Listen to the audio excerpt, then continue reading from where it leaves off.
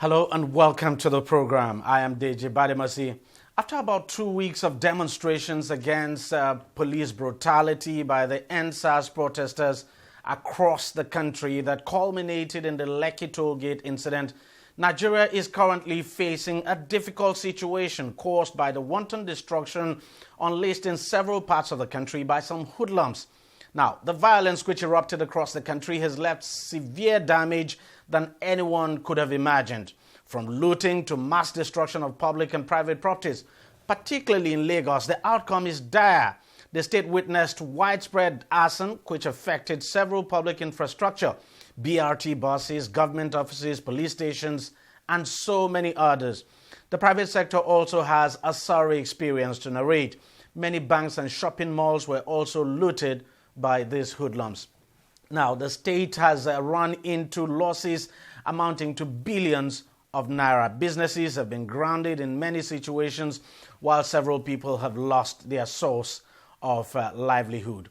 Let's now get an expert opinion on the economic impact of the violence now we saw over the past week now on the country. Ogbonna Okuku is an investment promotion and economic development expert. He joins us via Skype from Abuja. Thank you very much, Ogbonna, for joining us on the program. Let me start by asking you, just how steep is the cost of this violence we have seen? It's usually very, violence is something that nobody controls. And since nobody has a monopoly of violence, the outcome of this kind of things can never be quantified. I'll say that because it's going to be enormous, because the people you're dealing with are individuals who don't have that common sense of reasoning to even know why are they taking the decisions that they are taking, why are we destroying what we're destroying, why are we looting. All they're just thinking of is just on top of their head. They're just saying, okay, let's hit here. The mob says, let's go here, and then they go there. That's why some of us have always said that dialogue has always been the best way to solve problems. But if you begin to, want to have an in-depth analysis of what, how we're going to quantify what has happened, it's going to be a whole lot.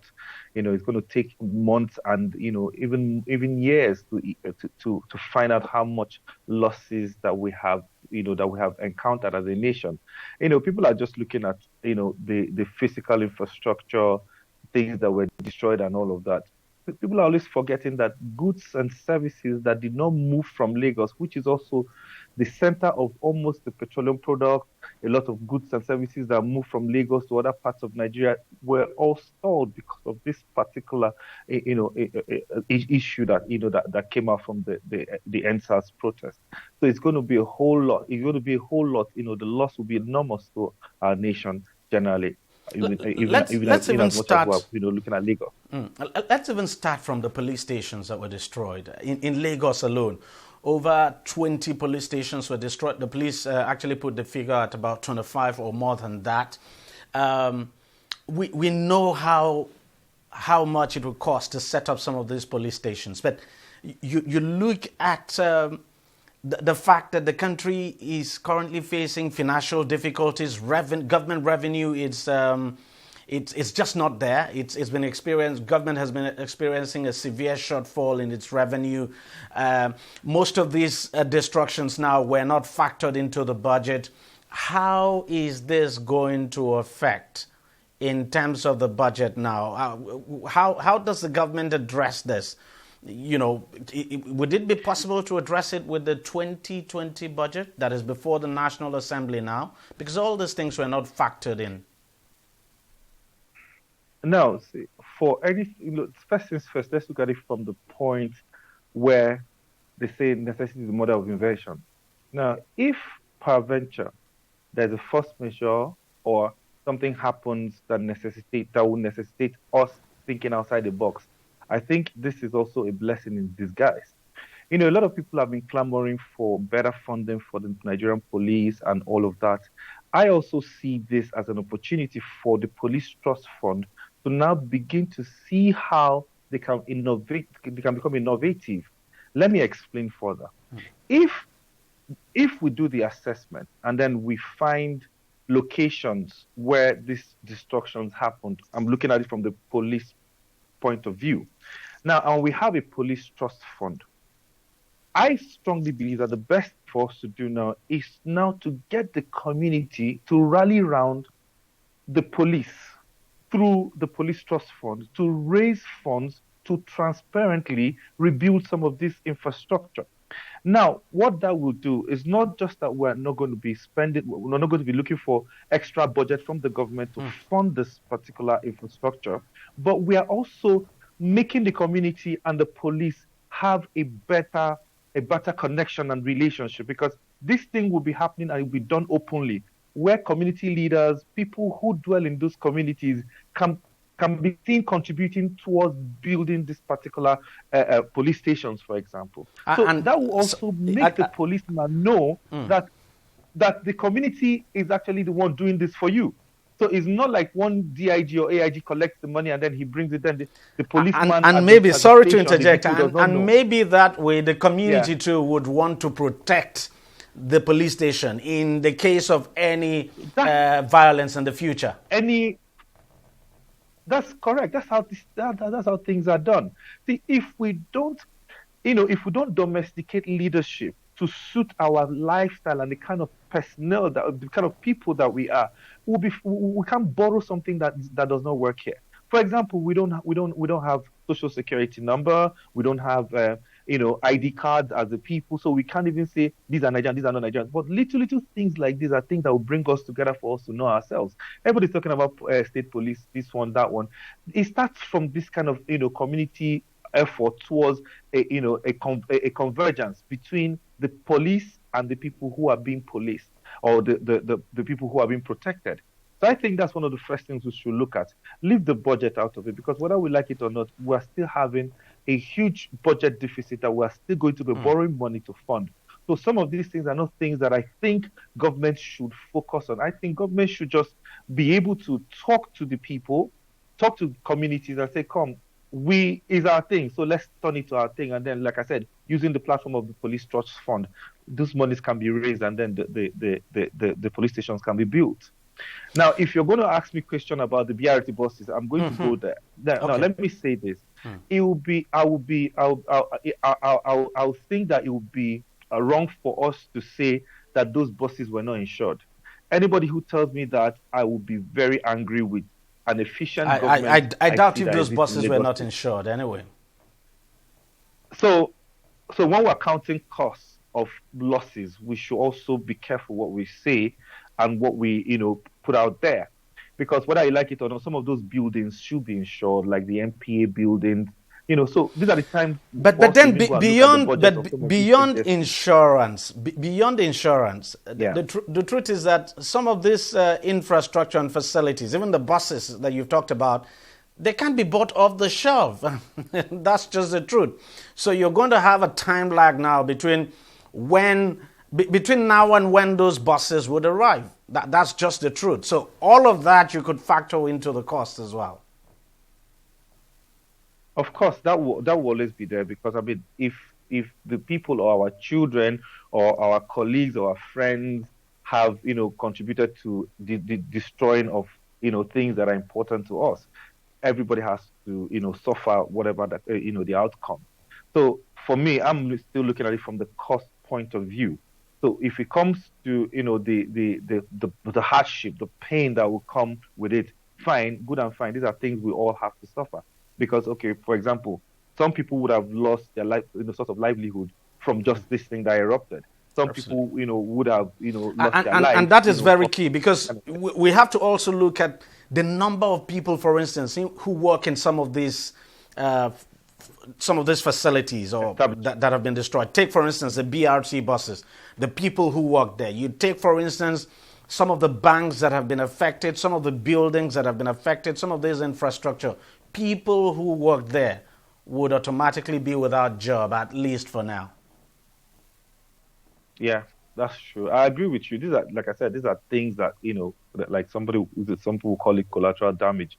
These are things that come with, the kind of things that happened, which, as far as I'm concerned, if there's a way to erase that from our history, but it's not possible. It's something that would have been avoided, something that shouldn't have happened. But I mean, it has happened. And I said earlier, sometimes the way I always see opportunity in everything. If this kind of thing has happened, so it's time for us to now sit down and say, okay, how do we recreate? How do we begin to, function together? How do we begin to listen to the younger generation? What do they have to say? The truth is, it's very painful when I hear people say things like this is politically motivated. It hurts my heart because all I see is I see a group of people who their thinking cap is so shallow. They don't think deep. That is what they call disruption. It has happened. Disruption in the sense that these are a generation, someone called them the Twitter generation. These are the generation of, they don't see things from your own prison. They see things differently. So if you think somebody sat down somewhere and say, let's NSAS begin by so date, is a lie. These are people who just sat down. And then again, don't forget that during the lockdown, they also had time to think. People had time to reflect. People had time to ask themselves, why is it that things are not efficient in our country? So the questions will always arise. Unfortunately, we're running out of time. But let me quickly ask you this. For individuals who have lost their source of livelihood, and there are quite a number of them, people with small shops whose shops were looted and burnt in some cases. I mean, these people are not government anyway. So well, the hoodlums obviously targeted them. So for these individuals, and there are quite a number of them, especially here in Lagos, how do you think their cases should be dealt with? Because the truth is that for most of them, their businesses are not insured. They do not have insurance. That's just the truth. Yeah, I agree with you. I was very happy when I heard, one of the essays to the governor of Lagos State on TV some few days ago, saying something about the job creation committee or something like that. That they have set up a structure where if people that fall into that category, if you have lost something, then you can fill a form online, and then they as a committee or an establishment will see how they can come in to support you. So if that is transparently done, that will go a long way to help. I know it might not be able to solve everybody's problem or narrate the issues that have come out, but I mean that will go a long way to support people. And I also think that one of the things I saw during the NSAS protest was the quick response from the people, how they were able to rally around themselves. If anybody had issues, they raised money for people who whose cars were shattered and all of that by hoodlums. So I think that kind of spirit should come in right now, where people, even those who pioneered that NSAS protest, I think it's an opportunity for them to also write their names in gold and say, come, if this kind of thing happened to you during this particular, this incident, please, we can also support. We can do the same structure that they used to raise money from everybody. They can also use that to make everybody, because anybody who did not support that particular initial protest must either be a devil or a cousin to the devil. Because that was one of the smoothest ever protests I've ever seen in my entire life. Even the ones abroad were not as smooth as this. And I believe that everybody will love them more if they rally around the way they did to support some of these, young people too, good idea, who have lost their means of livelihood. So I think, for me, outside looking at government, in as much as we're still going to be asking government questions about efficiency in the system. But I mean, in the immediate, let's begin to see how we can rally around and support ourselves, and then stand up tall. Absolutely. I mean, I can't but agree with you. Yeah. Thank you very much for your time, and thank you for joining us on the program. Yeah, thanks for having me. Thank you very much. We'll take a short break now, and we'll be right back. On DEJI360, we don't just ask the questions. What is wrong with amending the Constitution the way the National Assembly members have been doing it? We seek answers. Constitution is constituent. Our problem is not lack of laws. Our problem is lack of the willpower to implement our laws. Answers that provide clarity. While we negotiate, we should try to make it a point that the girls must be complete. The clarity you need to make informed judgment so that you can make the right decision and take action. people are saying it is you politicians that are responsible for this, that you are the reason why this is happening. All these dollars that call themselves governors in this country? I wish we had people like Tony at the National Assembly. God forbid that I go to join that panel to DEJI360, providing clarity to issues.